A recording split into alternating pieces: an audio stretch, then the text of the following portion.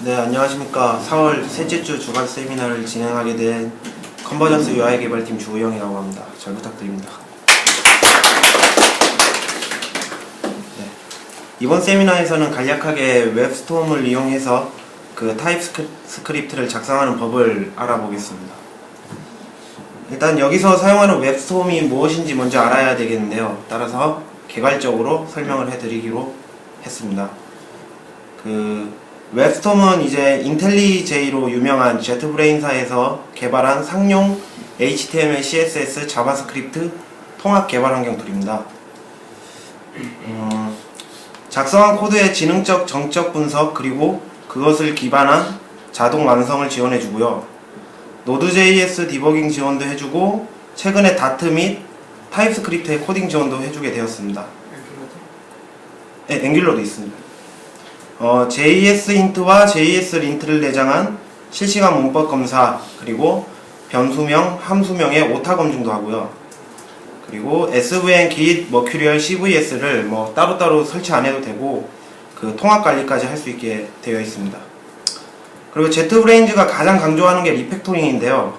그에 걸맞게 자바스크립트 소스와 HTML, CSS 등이 복잡하게 얽혀 있어도 각각의 관련성을 분석해서 파악하고 지원되는 그런 리팩트 기능과 라이브 코딩까지 지원해서 개발자뿐만 아니라 디자이너에게 압도적인 생산성을 제공할 수 있다고 그들은 자신들의 아이디를 이렇게 소개하고 있습니다.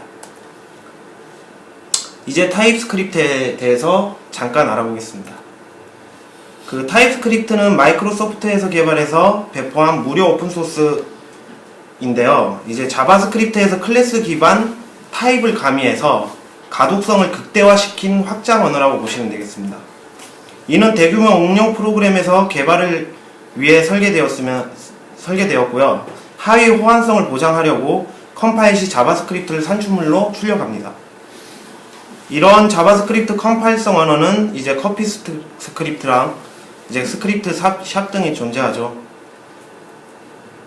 네, 그렇습니다. 제가 네, 이렇게 있고요. 이제 MS에서는 이제 규모가 커질수록 취급하기 어려운 복잡한 자바스크립트 소스 코드의 문제점을 타파하기 위해서 개발했습니다. 이제 미래의 ECMA 스크립트는 언어에서 클래스 기반 객체 지향 문법을 지원하려고 한다지만 이제 MS는 그들보다 더 빨리 구현해 놓은 거고요. 그렇다고 표준과 크로스 플랫폼 지원 그 호환성까지 무너뜨리는 것이 목적이 아니고 이제 그들은 이제 표준과 크로스 플랫폼도 지원하는 거를 이제 목적으로 두고 있습니다. 자, 잠깐 이제 그러면 시작을 해 보겠습니다. 제가 이제 그 위키를 작성해 놓았거든요. 그래서 그 오늘 아침에 작성했습니다. 그래서 그 위키에 그 제가 작성한 튜토리얼을 보고 이제 간단하게 따라해 보겠습니다.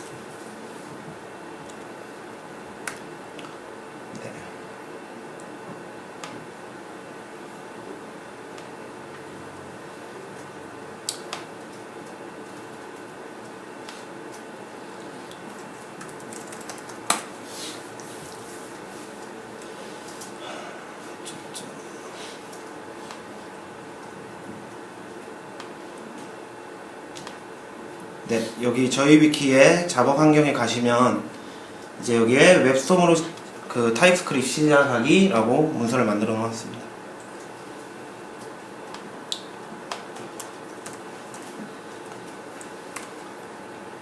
네. 먼저 이제 타입스크립트를 컴파일하기 위해서는 컴파일러를 설치해야 되는데요. 이제 npm install 그리고 글로벌 타입스크립트라고 치면 설치가 되고요. 기본적으로 노드.js가 설치되어 있어야 되겠죠. 그래서 저 같은 경우는 유저 로컬에 노드.js 폴더를 여기다가 컴파일을 노드.js를 해놨고 여기서 방금과 같이 라고 이렇게 명령어를 치면 설치가 되겠죠. 설치가 되면 빈 폴더에 tsc라고 설치가 이렇게 됩니다.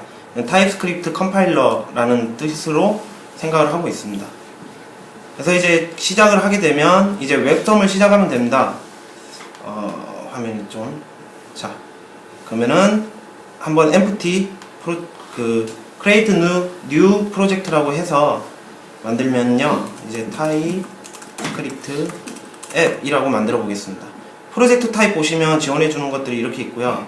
부트스트랩도 있고 뭐 익스프레스 앱 이런 것들이 있습니다. 근데 저희는 empty 프로젝트로 하겠습니다.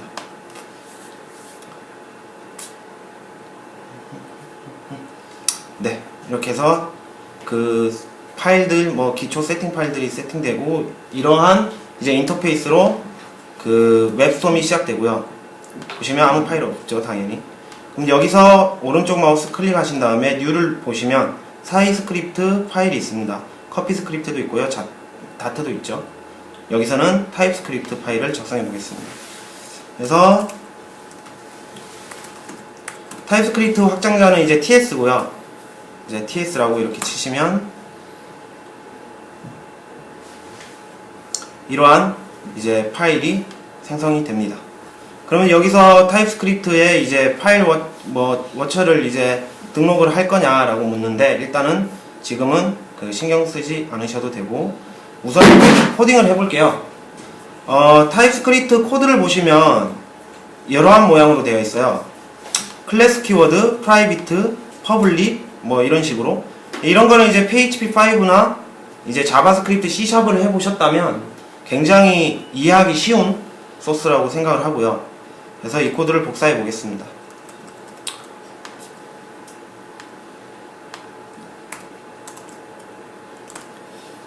네, 붙여넣기 하면 이러한 형태로 이제 되죠.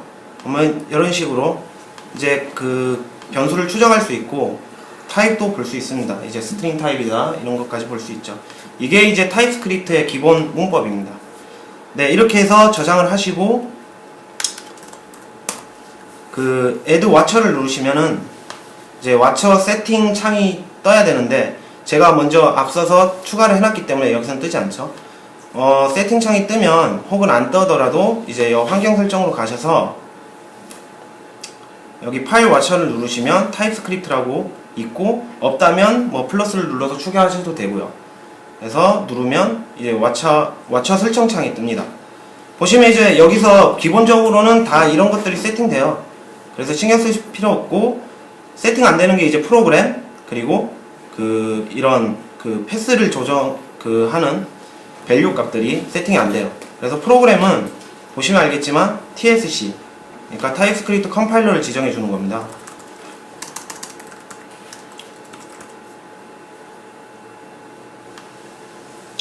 그러면 저희가 그 글로벌로 깔았으니까 아까 보셨던 이 빈의 TSC를 지정해 주시면 되고, 패스 같은 경우는 이 루트 디렉토리, 그러니까 빈의 디렉토리를 지정해 주시면 됩니다.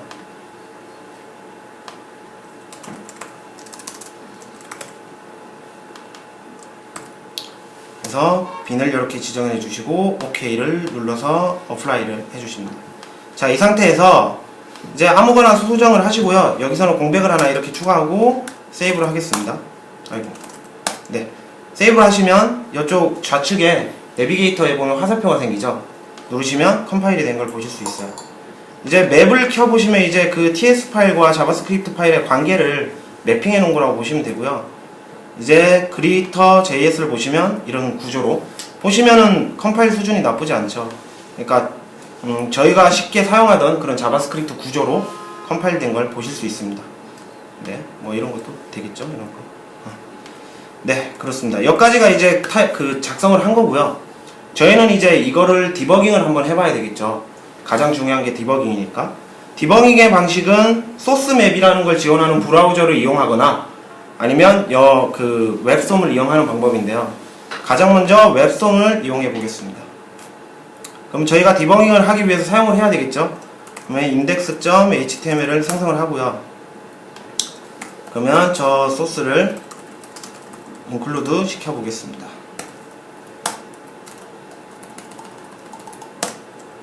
그리고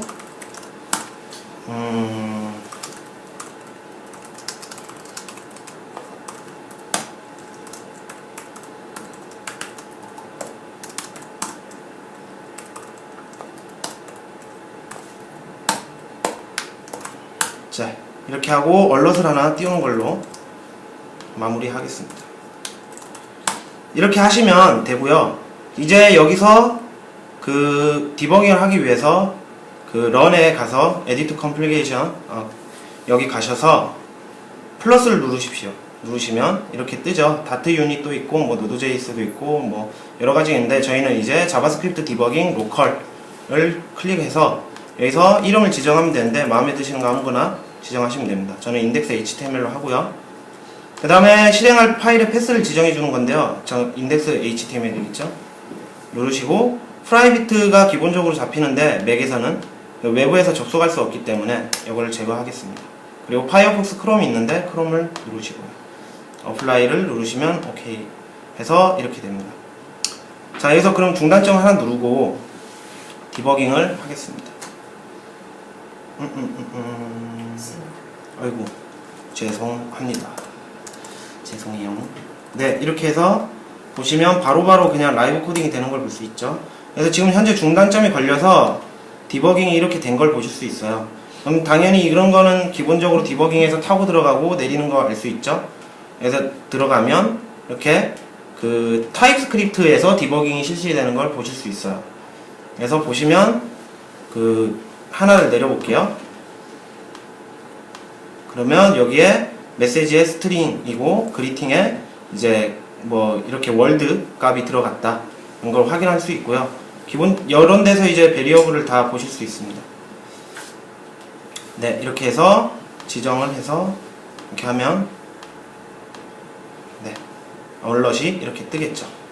이게 기본적으로 이제 그 웹스톰을 이용해서 타입스크립트 디버깅 하는 거고요. 이뿐만 아니고 소스맵을 지원하면 브라우저에서 바로 할 수 있어요.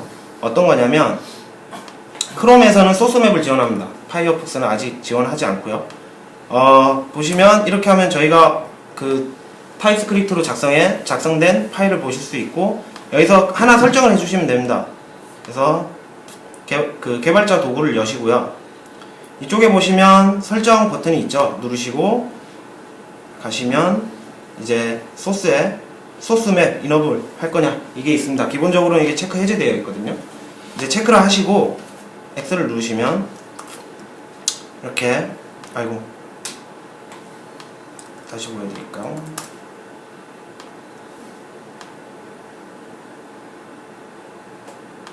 아이고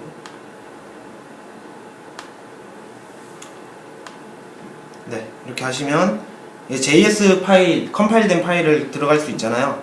들어가면 JS 컴파일된 게 당연히 들어가지겠죠. 근데 여기서 브레이크를 거시면요, 여기다가 나 여기다 걸 거야 라고 거시면 여기에 걸리는 게 아니고 보시면 그 타입스크립트에서 걸리게 되어 있습니다. 보이시죠? 타입스크립트에 해당 동일한 위치에 걸렸다 라고 나오는 걸 보실 수 있고요. 새로 고침해서 보면 타입스크립트에서 크롬에서 타입스크립트를 디버깅 하는 걸 아실 수 있습니다. 그래서 내리시고 그럼 당연히 그리팅에 이제 월드가 들어가 있다. 클래스 기반으로 자바스크립트를 저희는 코딩을 할 수 있게 되는 거죠. 네, 이렇고요. 그래서 여기 위키 문서에 이제 크롬에서 디버깅 하는 것과 이제 그 웹솜에서 디버깅 하는 것까지 다 이렇게 작성해 놓았습니다. 네.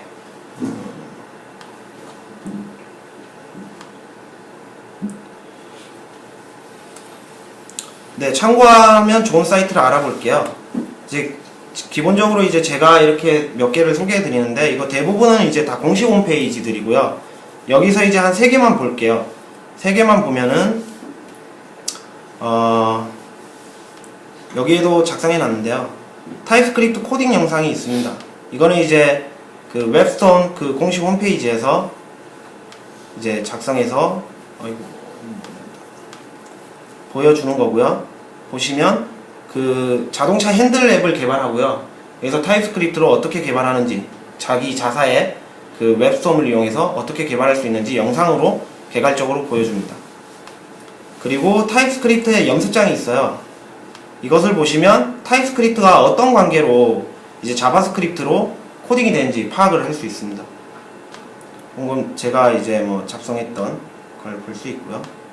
이제 기존 자바스크립트도 되고 클래스로 이렇게 그리터 아까 제가 쓴 예제죠. 이걸 하면 이제 자바스크립트에서 어떻게 컴파일이 되는지 관계를 보실 수 있습니다. 그리고 소스맵도 아까 잠깐 제가 브라우저 소스맵을 언급했는데요. 소스맵도 이 홈페이지에 가면 어떤 것인지 대충 알 수 있어요. 무엇인지. 그래서 여기서 보시면은 제가 이제 소개해드렸던 그런 세팅에 관한 것들 이렇게 보실 수 있습니다.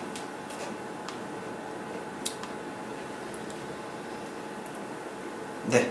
이제 그 느낀 점을 잠깐 말씀드리면 이제 이것으로 이제 우리는 그 웹솜을 이용해서 타입스크립트를 시작하고 디버깅 하는 것까지 간단하게 알 수 있었죠. 그래서 웹솜은 프론트엔드 개발의 정적 분석과 리스펙터 능력이 뛰어난 IDE임에 이제 틀림없다고 느꼈고요. 타입스크립트까지 갖춰서 뭐 속이 꽉 찬 IDE다 그렇게 개인적으로 느꼈습니다.